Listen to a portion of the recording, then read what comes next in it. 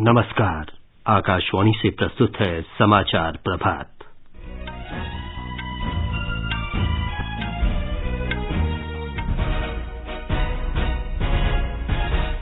नवनिर्वाचित राष्ट्रपति द्रौपदी मुर्मू आज सुबह संसद के केंद्रीय कक्ष में भारत के 15वें राष्ट्रपति पद की शपथ लेंगे।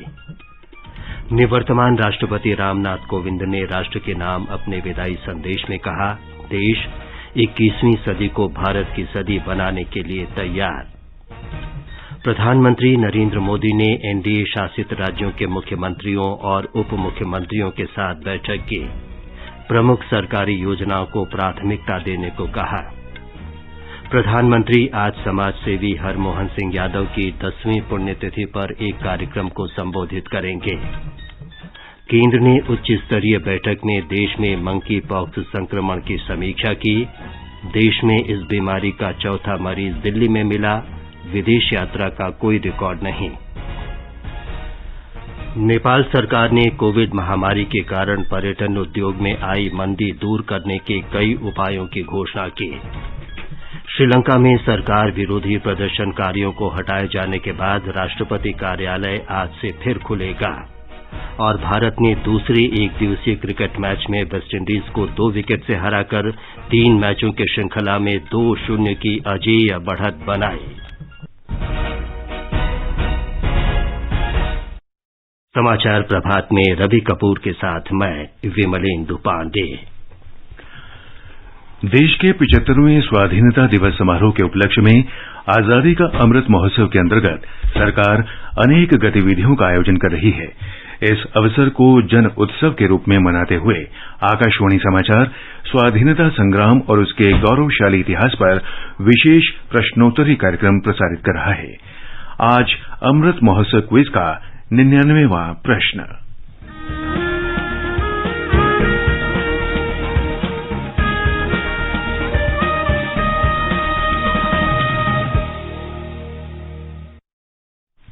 आज का प्रश्न है, उस स्वतंत्रता सेनानी का नाम बताएं जिसके खिलाफ ब्रिटिश शासन ने 1928 में तत्कालीन साउथ इंडियन रेलवे में हड़ताल आयोजित करने पर मुकदमा चलाया था।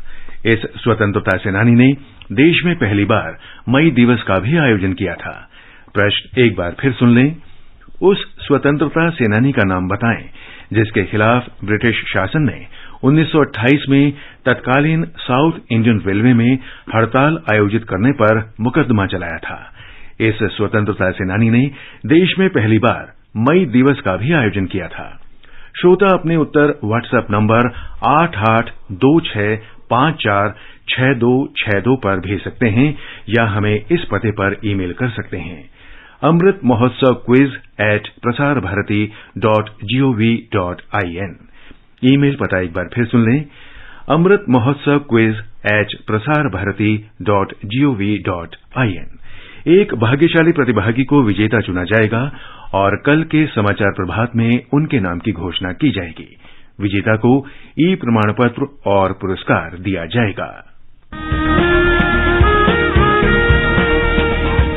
आजादी के 75 वर्षों का पर्व अमृत महोत्सव के पावन अवसर पर आकाशवाणी समाचार लेकर आया है अमृत महोत्सव क्विज। आप भी इस क्विज का हिस्सा बन सकते हैं। हमारे समाचार बुलेटिनों में पूछे गए स्वतंत्रता आंदोलन से जुड़े प्रश्नों का जवाब देकर। आपसे ये सवाल प्रत्येक सोमवार और मंगलवार को सुबह 8 बजे प्रसारित होने वाले बुलेटिन समाचार प्रभात में पूछे जाएंगे। श्रोता ईमेल अमृत महोत्सव quiz@prasarbharati.gov.in पर अपने जवाब भेज सकते हैं। आप अपने जवाब व्हाट्सएप नंबर 8826546262 पर भी भेज सकते हैं। विजेता का चुनाव सही जवाबों में से लकी ड्रॉ के माध्यम से होगा और इसकी घोषणा अगले दिन इसी बुलेटिन में की जाएगी। विजेता को प्रमाण पत्र के साथ एक उपहार भी दिया जाएगा। साथ ही विजेता का नाम हमारे ट्विटर हैंडल पर भी फ्लैश होगा। तो आइए मनाएं आजादी के 75 वर्षों का पर्व अमृत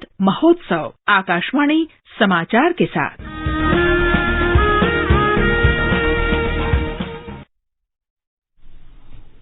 अब समाचार विस्तार से। नवनिर्वाचित राष्ट्रपति द्रौपदी मुर्मू आज सुबह 10:15 बजे संसद के केंद्रीय कक्ष में भारत के राष्ट्रपति पद की शपथ लेंगे।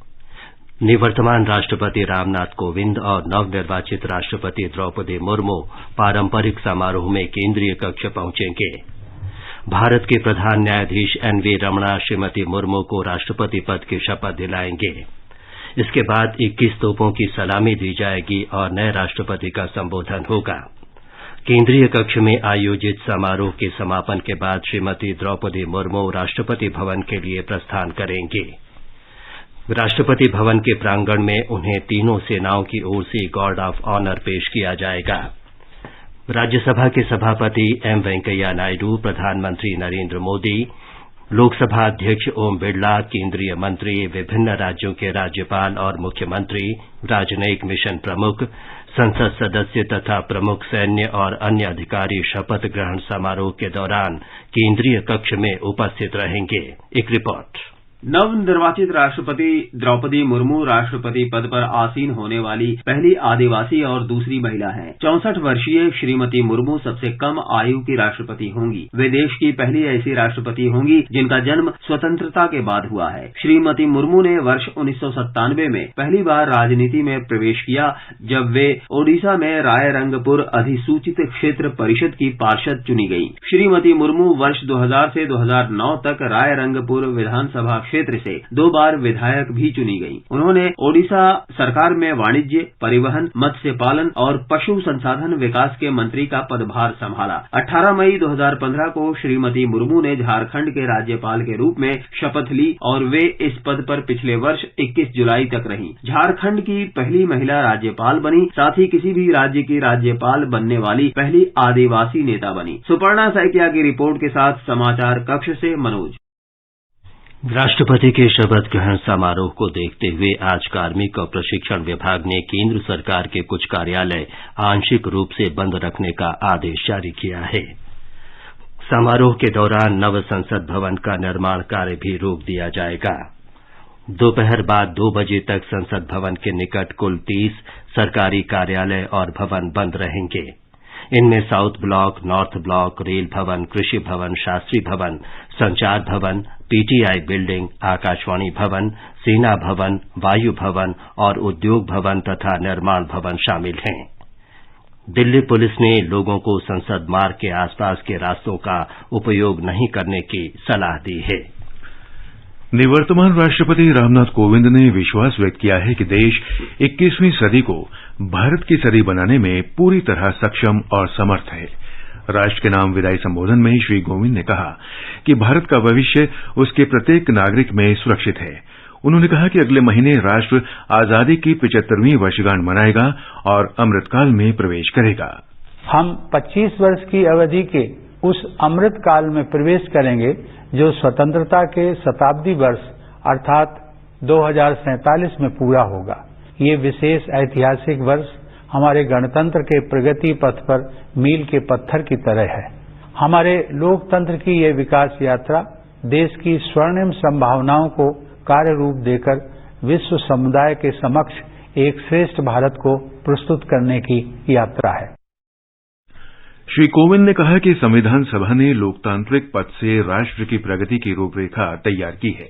आज संविधान देश का मार्गदर्शक और भारतीय मूल्यों का संरक्षक है। उन्होंने कहा कि लोगों को केवल राजनीतिक लोकतंत्र से ही संतुष्ट नहीं होना चाहिए। सामाजिक लोकतंत्र के बिना प्रगति अधूरी है। उन्होंने कहा कि स्वतंत्रता, समानता और भाईचारा जीवन के सिद्धांत होने चाहिए तथा आम नागरिकों की बुनियादी जरूरतें पूरी करना और उनका जीवन सुगम बनाना मुख्य लक्ष्य होना चाहिए। श्री रामनाथ कोविंद ने कहा कि नई राष्ट्रीय शिक्षा नीति भारतीय युवाओं को उनकी विरासत से जोड़ने और 21वीं सदी में आगे बढ़ने में महत्वपूर्ण भूमिका निभाएगी। राष्ट्रीय शिक्षा नीति युवा भारतीयों के लिए अपनी विरासत से जुड़ने और 21वीं सदी में अपने पैर जमाने में बहुत सहायक सिद्ध होगी। उनके विकासमान भविष्य के लिए अच्छी स्वास्थ्य सेवाएं अनिवार्य हैं। कोविड की वैश्विक महामारी ने सार्वजनिक स्वास्थ्य सेवा के बुनियादी ढांचे में और भी अधिक सुधार की आवश्यकता को रेखांकित किया है। मुझे खुशी है कि सरकार ने इस कार्य को सर्वोच्च प्राथमिकता दी है। शिक्षा और स्वास्थ्य सेवाओं का लाभ उठाते हुए हमारे देशवासी सक्षम बन सकते हैं और आर्थिक सुधारों का लाभ लेकर अपने जीवन निर्माण के लिए सर्वोत्तम मार्ग अपना सकते हैं। प्रधानमंत्री नरेंद्र मोदी ने कल नई दिल्ली में भारतीय जनता पार्टी मुख्यमंत्री परिषद की बैठक में भाजपा और एनडीए शासित राज्यों के 12 मुख्यमंत्रियों और 8 उप मुख्यमंत्रियों से बातचीत की। बैठक में भाजपा अध्यक्ष जगत प्रकाश नड्डा भी उपस्थित थे। इस दौरान श्री मोदी ने गतिशक्ति, हर घर जल, स्वामित्व, प्रत्यक्ष लाभ अंतरण, सरकारी खरीद बिक्री पोर्टल, ई मार्केट प्लेस जैसी महत्वपूर्ण सरकारी योजनाओं को विशेष रूप से भाजपा शासित राज्यों में बेहतर तरीके से लागू करने पर बल दिया। प्रधानमंत्री नरेंद्र मोदी आज वीडियो कॉन्फ्रेंस के माध्यम से समाज सेवी हरमोहन सिंह यादव की 10वीं पुण्यतिथि पर आयोजित कार्यक्रम को संबोधित करेंगे।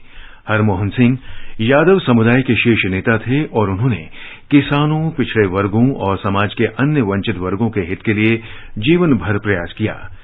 हरमोहन सिंह यादव को 1984 के दंगों के दौरान सिख समुदाय के अनेक सदस्यों की जान बचाने के लिए 1991 में शौर्य चक्र से भी सम्मानित किया गया। ये समाचार आकाशवाणी से प्रसारित किए जा रहे हैं। उपभोक्ता आयोग में ऑनलाइन शिकायत दर्ज करने के लिए ई दाखिल पोर्टल www.edakhil.nic.in में लॉगिन करें। उपभोक्ता मामले विभाग, भारत सरकार द्वारा जनहित में जारी। जागो ग्राहक जागो। देश का ईमानदार टैक्स पेयर राष्ट्र निर्माण में बहुत बड़ी भूमिका निभाता है। जी हाँ, ये आपके द्वारा दिया हुआ आयकर ही तो है जो राष्ट्र निर्माण और विकास की विभिन्न योजनाओं को संभव बना रहा है और देश की प्रगति को एक नई गति दे रहा है। तो आगे बढ़िए और एक ईमानदार टैक्स पेयर होने के नाते निर्धारण वर्ष 2022-23 की अपनी आयकर रिटर्न 31 जुलाई तक फाइल कीजिए। वो व्यक्ति व संस्थाएं जिनके खाते टैक्स ऑडिट के लिए उत्तरदायी नहीं हैं, उनके लिए 31 जुलाई 2022 तक अपना आयकर रिटर्न दाखिल करना अनिवार्य है। रिटर्न फाइल करने और अधिक जानकारी के लिए www.incometax.gov.in पर लॉग ऑन करें। प्रत्येक आयकरदाता एक राष्ट्र निर्माता।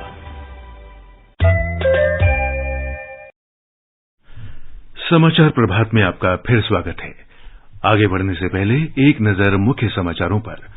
नवनिर्वाचित राष्ट्रपति द्रौपदी मुर्मू आज सुबह संसद के केंद्रीय कक्ष में भारत के 15वें राष्ट्रपति पद की शपथ लेंगी। निवर्तमान राष्ट्रपति रामनाथ कोविंद ने राष्ट्र के नाम अपने विदाई संदेश में कहा कि देश 21वीं सदी को भारत की सदी बनाने के लिए तैयार। प्रधानमंत्री नरेंद्र मोदी ने एनडीए शासित राज्यों के मुख्यमंत्रियों और उप मुख्यमंत्रियों के साथ बैठक की। प्रमुख सरकारी योजनाओं को प्राथमिकता देने को कहा। प्रधानमंत्री आज समाज सेवी हरमोहन सिंह यादव की 10वीं पुण्यतिथि पर एक कार्यक्रम को संबोधित करेंगे। केंद्र ने उच्च स्तरीय बैठक में देश में मंकी पॉक्स संक्रमण की समीक्षा की। देश में इस बीमारी का चौथा मरीज दिल्ली में मिला। विदेश यात्रा का कोई रिकॉर्ड नहीं। नेपाल सरकार ने कोविड महामारी के कारण पर्यटन उद्योग में आई मंदी दूर करने के कई उपायों की घोषणा की। श्रीलंका में सरकार विरोधी प्रदर्शनकारियों को हटाए जाने के बाद राष्ट्रपति कार्यालय आज से फिर खुलेगा और भारत ने दूसरे एक दिवसीय क्रिकेट मैच में वेस्टइंडीज को 2 विकेट से हराकर 3 मैचों की श्रृंखला में 2-0 की अजेय बढ़त बनाई।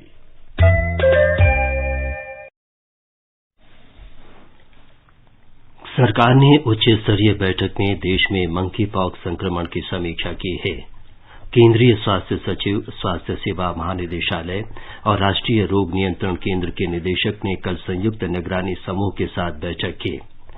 राज्यों और केंद्र शासित प्रदेशों को मंकी पॉक्स संक्रमण पर कड़ी निगरानी रखने की सलाह दी गई है। राष्ट्रीय राजधानी दिल्ली में कल एक व्यक्ति में मंकी पॉक्स संक्रमण की पुष्टि होने के बाद दिल्ली सरकार को इस व्यक्ति के संपर्क में आए लोगों का पता लगाने के लिए कहा गया है। आकाशवाणी से विशेष बातचीत में लोकनायक जयप्रकाश नारायण अस्पताल के निदेशक डॉक्टर सुरेश कुमार ने बताया कि एक मरीज में पुष्टि हुई है। ये व्यक्ति हमारे पास 2 दिन पहले एडमिट हुआ था और भर्ती होने से पहले इसको फीवर था और टिपिकल स्किन के रैशेज थे। इसकी क्लिनिकल कंडीशन को देखते हुए, क्योंकि ये संभावित या सस्पेक्टेड मंकी पॉक्स का केसेस था, तो इसको हमने ऑब्जर्वेशन में रखा और इसका जो स्किन से जो टेस्ट है और इसके साथ साथ जो ब्लड का टेस्ट है वो हमने इसके samples national institute of virology Pune में भेजे और उसका परिणाम जो कि पॉजिटिव है। ये जो वायरस है ये कोविड से डिफरेंट वायरस है और ये जो वायरस है डीएनए वायरस है, जिसका कि पीसीआर के द्वारा हम ये कंफर्म करते हैं कि इसको मंकी पॉक्स का बीमारी है कि नहीं है। संक्रमित व्यक्ति के कपड़े यदि दूसरा कोई व्यक्ति उसको यूज करता है तो उसमें भी ये फैल सकता है और इससे बचाव के लिए सबसे महत्वपूर्ण है कि हम सोशल डिस्टेंसिंग का पालन करें और मास्क का प्रयोग करें। यदि हम मास्क का प्रयोग करेंगे तो जो एक व्यक्ति से दूसरे व्यक्ति को जो ट्रांसमिशन होता है वो नहीं होगा, बिल्कुल बच पाएंगे और ये एक महत्वपूर्ण है कि आप मास्क का प्रयोग करें। देश में अभी तक 4 लोगों में मंकी पॉक्स संक्रमण की पुष्टि हुई है और तेलंगाना में कल शाम एक और संदिग्ध का पता चला है। विश्व स्वास्थ्य संगठन ने मंकी पॉक्स संक्रमण को गंभीर वैश्विक बीमारी घोषित की है। सरकार ने सभी प्रमुख बंदरगाहों को तत्काल प्रभाव से अगले 6 महीनों के लिए रो पैक्स और यात्री नौकाओं पर पोत संबंधी शुल्क से छूट देने का निर्देश दिया है। बंदरगाह, नौवहन और जलमार्ग मंत्रालय ने कहा है कि वैश्विक स्तर पर ईंधन की बढ़ती कीमतों में वृद्धि से बंदरगाह क्षेत्र को त्वरित राहत प्रदान करने के लिए ये निर्णय किया गया है। नेपाल सरकार ने कोविड महामारी के कारण पर्यटन उद्योग में आई मंदी दूर करने के लिए कई उपायों की घोषणा की है। इन उपायों में वर्ष 2023 से 2033 के दशक को नेपाल दर्शन दशक बनाने की योजना शामिल है। पर्यटन पुनर्वास योजना की जानकारी देते हुए नेपाल के संस्कृति, पर्यटन और नागर विमानन मंत्री जीवन राम श्रेष्ठ ने कहा कि सरकार पर्यटन को बढ़ावा देने के लिए किसी एक वर्ष को नेपाल दर्शन वर्ष घोषित करने की परंपरा से हटकर पर्यटन दशक की घोषणा कर रही है। श्रीलंका में राष्ट्रपति कार्यालय आज से खुलेगा। सरकार विरोधी प्रदर्शनकारियों को सैन्य कार्रवाई में हटाए जाने के बाद इसे खोला जा रहा है। श्रीलंका अभूतपूर्व आर्थिक संकट से गुजर रहा है। प्रदर्शनकारियों ने इस महीने की शुरुआत में राष्ट्रपति भवन पर कब्जा कर लिया था। राष्ट्रपति गोचबाया राजपक्ष वहां से पलायन कर सिंगापुर चले गए और अपने पद से इस्तीफा दे दिया। श्री रॉनिल विक्रमसिंघे को 20 जुलाई को श्रीलंका के नए राष्ट्रपति के रूप में शपथ दिलाई गई। भारत ने वेस्टइंडीज को दूसरे एक दिवसीय क्रिकेट मैच में 2 विकेट से हरा दिया है। कल रात पोर्ट ऑफ स्पेन में खेले गए मैच में जीत के साथ ही भारत ने 3 एक दिवसीय क्रिकेट मैचों की श्रृंखला में 2-0 की अजेय बढ़त बना ली है। श्रृंखला का तीसरा और अंतिम मैच बुधवार को पोर्ट ऑफ स्पेन में ही खेला जाएगा। ब्रिटेन में बर्मिंघम में इस महीने की 28 तारीख से राष्ट्रमंडल खेल शुरू हो रहे हैं। भारत के कुल 215 खिलाड़ी 16 स्पर्धाओं में भाग लेंगे। भारतीय खेल प्राधिकरण ने भारतीय दल का उत्साह बढ़ाने के लिए क्रिएट फॉर इंडिया अभियान शुरू किया है। प्रतिभागी #क्रिएट फॉर इंडिया का उपयोग करते हुए अपनी रचनात्मक प्रविष्टियां भेज सकते हैं। इस अभियान में शामिल होने की कल अंतिम तिथि है। सुनिए राष्ट्रमंडल खेल क्विज आकाशवाणी समाचार के साथ रोजाना शाम 7:20 पर। इसमें हिस्सा लेने के लिए आपको देना है कॉमनवेल्थ गेम्स पर पूछे गए एक आसान सवाल का जवाब। आप अपना जवाब ईमेल कर सकते हैं। पता है airsportscan@gmail.com। विजेता को टीम इंडिया की एक जर्सी भी दी जाएगी। तो देर किस बात की, सुनिए स्पोर्ट्स कैन प्रतिदिन शाम 7:20 पर FM गोल्ड 100.1 मेगाहर्ट्ज और हमारे YouTube channel news on EIR official पर। आजादी के अमृत महोत्सव के अंतर्गत आइए अब सुनते हैं आकाशवाणी की विशेष प्रस्तुति आजादी का सफर। आजादी का अमृत महोत्सव।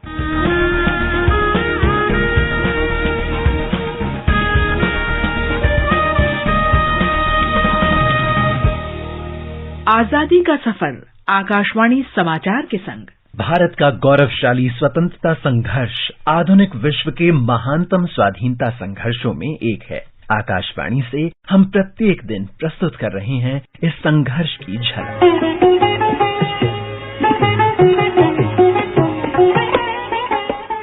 आज की कड़ी में हम राष्ट्रवादी विद्वान आचार्य परशुराम चतुर्वेदी का स्मरण कर रहे हैं। उनका जन्म 25 जुलाई 1894 को उत्तर प्रदेश के बलिया जिले के जवाही गांव में हुआ था। उन्हें संत परंपरा का सर्वाधिक आधिकारिक और स्वीकृत विद्वान माना जाता है। उन्होंने उस समय में भारतीय सभ्यतागत लोकाचार को पुनर्जीवित करने में मदद की, जब देश ब्रिटिश साम्राज्यवादी शासन से लड़ रहा था।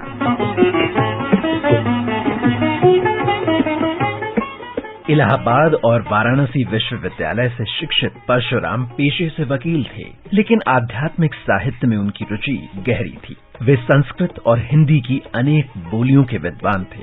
वे स्वतंत्र चिंतन और साहित्य में विकासवादी सिद्धांत के समर्थक थे। उनका जीवन मानवता के कल्याण के लिए समर्पित था।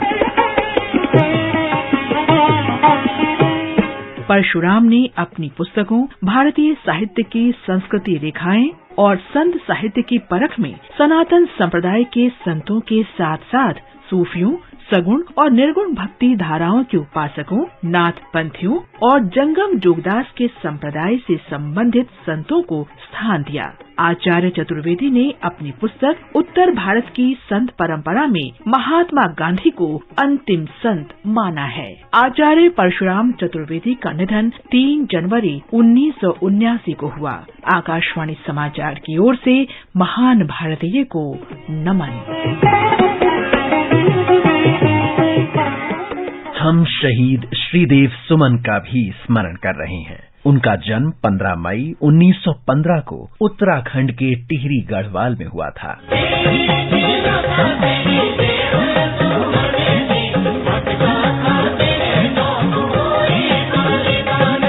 श्रीदेव सुमन ने 1942 में गढ़वाल मंडल में भारत छोड़ो आंदोलन में भी भाग लिया था, जिसके लिए उन्हें 2 बार गिरफ्तार किया गया और जेल भेजा गया। उन्हें 13 दिसंबर 1943 को फिर गिरफ्तार किया गया और टिहरी राज्य जेल में कैद कर दिया गया, जहां 25 जुलाई 1944 को जेल में ही उनकी मृत्यु हो गई। आकाशवाणी समाचार की ओर से महान भारतीय को नमन।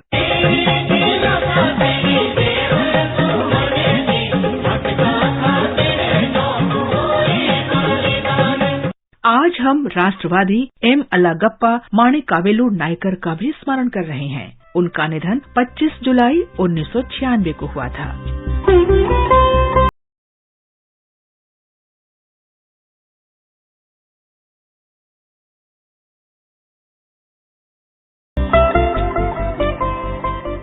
एम.ए. माणिकावेलु का जन्म 14 दिसंबर 1896 को हुआ था। भारतीय राष्ट्रीय कांग्रेस के स्वराज पार्टी गुट के सदस्य नायकर को मद्रास विधान परिषद के लिए चुना गया था और वे 1926 से 1937 तक मद्रास विधान परिषद के सदस्य भी रहे। जनकोटिगल्कु जीवामृतम जय भारताम्बेक्कु वंदनम। स्वतंत्रता के बाद माणिकावेलु ने कॉमनवेल्थ पार्टी की स्थापना की और मद्रास राज्य के राजस्व मंत्री के रूप में कार्य किया। उन्होंने 1962 से 1964 तक राज्यसभा के सदस्य के रूप में भी कार्य किया। 1964 से 1970 के दौरान वे तमिलनाडु विधान परिषद के अध्यक्ष रहे। 1996 से मृत्यु तक एम.ए. माणिकावेलु राष्ट्र सेवा करते रहे। आकाशवाणी समाचार की ओर से महान भारतीय को नमन।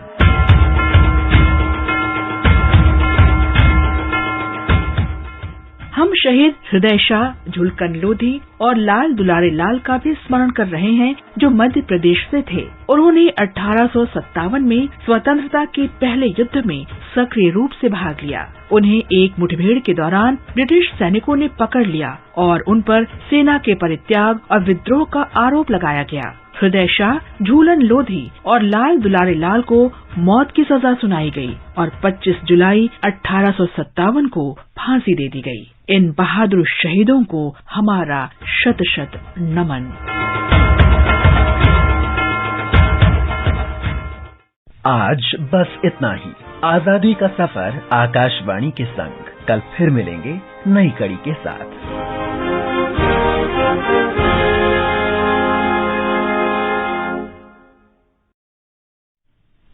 जम्मू कश्मीर में श्री अमरनाथ जी यात्रा खराब मौसम के कारण बालतल और पहलगाम मार्ग से अस्थायी रूप से रोक दी गई है। अमरनाथ जी तक यात्रा मार्ग में विभिन्न स्थानों पर लगातार वर्षा हो रही है। मौसम में सुधार होते ही यात्रा फिर शुरू कर दी जाएगी। और अब एक नजर आज के मौसम पूर्वानुमान पर। दिल्ली, मुंबई और चेन्नई में बादल छाए रहेंगे, हल्की बारिश की संभावना है। कोलकाता में बादल छाए रहेंगे और गरज के साथ बारिश हो सकती है। श्रीनगर, जम्मू, लेह, गिलगित और मुजफ्फराबाद में बादल घिरे रहेंगे। श्रीनगर और मुजफ्फराबाद में गरज के साथ वर्षा का अनुमान है। जम्मू में हल्की वर्षा हो सकती है। विशाखापत्तनम, हैदराबाद और बेंगलुरु में भी बादल छाए रहेंगे। विशाखापत्तनम में गरज के साथ वर्षा होने का अनुमान है। हैदराबाद में लगातार वर्षा हो सकती है, जबकि बेंगलुरु में हल्की वर्षा का अनुमान है। गुवाहाटी, गंगटोक, कोहिमा, आइजॉल, ईटानगर, अगरतला, शिलांग और इम्फाल में बादल छाए रहेंगे। इन स्थानों पर 1 या 2 बार वर्षा हो सकती है या गरज के साथ बौछारें पड़ने का अनुमान है। रवि, अब बताएं कि आज के समाचार पत्रों में क्या विशेष है। जी विमलेंदु, राजधानी दिल्ली में मंकी पॉक्स की दस्तक अखबारों की बड़ी खबर है। जनसत्ता की सुर्खी है, स्वास्थ्य मंत्रालय ने की पुष्टि, देश में रोगियों की संख्या हुई 4। 75 देशों में मंकी पॉक्स के 16,000 से अधिक रोगी। भाजपा शासित राज्यों के मुख्यमंत्रियों से प्रधानमंत्री नरेंद्र मोदी के संवाद पर अमर उजाला का शीर्षक है, मोदी ने मुख्यमंत्रियों को दिया सुशासन और गरीब कल्याण के जरिए जीत का मंत्र। राजस्थान पत्रिका ने रक्षा मंत्री राजनाथ सिंह के बयान को सुर्खी दी है, सेना के तीनों अंगों की संयुक्त थिएटर कमान स्थापित होगी। सेना में इसका लंबे समय से है इंतजार। लोकसत्य का शीर्षक है, दुश्मनों को सबक सिखाना जानता है भारत। करगिल विजय दिवस पर रक्षा मंत्री ने जम्मू कश्मीर पीपुल्स फोरम के कार्यक्रम को किया संबोधित। दैनिक जागरण लिखता है, अगले साल मार्च तक 100% सरकारी खरीद जेम पोर्टल से करने की तैयारी। छोटे उद्यमियों को लाभ मिलने के साथ ही खरीदारी में आएगी पूरी पारदर्शिता। लगभग 48 लाख विक्रेता सामान बेचने के साथ सेवाएं भी करा रहे हैं उपलब्ध। 41 लाख से अधिक उत्पाद पोर्टल पर बिक्री के लिए सूचीबद्ध। शेयर बाजार में 9 महीने बाद विदेशी पोर्टफोलियो निवेशकों की बिकवाली थमने पर हिंदुस्तान का शीर्षक है, 9 महीने बाद विदेशी निवेशक बने खरीदार। इस साल अब तक विदेशी संस्थागत निवेशकों ने भारतीय बाजारों से निकाले हैं 2,16,000 करोड़ रुपए। देश में बड़ी संख्या में मेडिकल उपकरणों की बिक्री बिना लाइसेंस और नियंत्रण के होने पर दैनिक भास्कर का कहना है, मेडिकल डिवाइस के लिए 1 अक्टूबर से लाइसेंस अनिवार्य, नहीं बढ़ेगी तारीख। 2025 तक 3.5 लाख करोड़ रुपए का होगा कारोबार। अभी तक 37 मेडिकल डिवाइस ही हैं सरकारी नियंत्रण में। विश्व एथलेटिक्स चैंपियनशिप में नीरज चोपड़ा के ज्वेलिन थ्रो में रजत पदक जीतने पर नवभारत टाइम्स की टिप्पणी है, सिल्वर मेडल गोल्डन जीत। अब कुछ खबर। नवनिर्वाचित राष्ट्रपति श्रीमती द्रौपदी मुर्मू ने शपथ ग्रहण समारोह से पहले राजघाट जाकर राष्ट्रपिता महात्मा गांधी को श्रद्धांजलि अर्पित की है। बुलेटिन समाप्त होने से पहले अमृत महोत्सव क्विज का आज का प्रश्न एक बार फिर सुन लीजिए। उस स्वतंत्रता सेनानी का नाम बताइए जिसके खिलाफ ब्रिटिश शासन ने 1928 में तत्कालीन साउथ इंडियन रेलवे में हड़ताल आयोजित करने का मुकदमा चलाया था। इस सेनानी ने देश में पहली बार मई दिवस का भी आयोजन किया था। आप अपने उत्तर व्हाट्सएप नंबर 8826546262 पर भेज सकते हैं। अंत में मुख्य समाचार एक बार फिर। नवनिर्वाचित राष्ट्रपति द्रौपदी मुर्मू आज सुबह संसद के केंद्रीय कक्ष में भारत के राष्ट्रपति पद की शपथ लेंगे। निवर्तमान राष्ट्रपति रामनाथ कोविंद ने राष्ट्र के नाम अपने विदाई संदेश में कहा, देश 21वीं सदी को भारत की सदी बनाने के लिए तैयार। प्रधानमंत्री नरेंद्र मोदी ने एनडीए शासित राज्यों के मुख्यमंत्रियों और उप मुख्यमंत्रियों के साथ बैठक की। प्रमुख सरकारी योजनाओं को प्राथमिकता देने को कहा। प्रधानमंत्री आज समाजसेवी हरमोहन सिंह यादव की 10वीं पुण्यतिथि पर एक कार्यक्रम को संबोधित करेंगे। केंद्र ने उच्च स्तरीय बैठक में देश में मंकी पॉक्स संक्रमण की समीक्षा की। देश में इस बीमारी का चौथा मरीज दिल्ली में मिला। विदेश यात्रा का कोई रिकॉर्ड नहीं। और नेपाल सरकार ने कोविड महामारी के कारण पर्यटन उद्योग में आई मंदी दूर करने के कई उपायों की घोषणा की। इसके साथ ही समाचार प्रभात का ये अंक समाप्त हुआ। नमस्कार।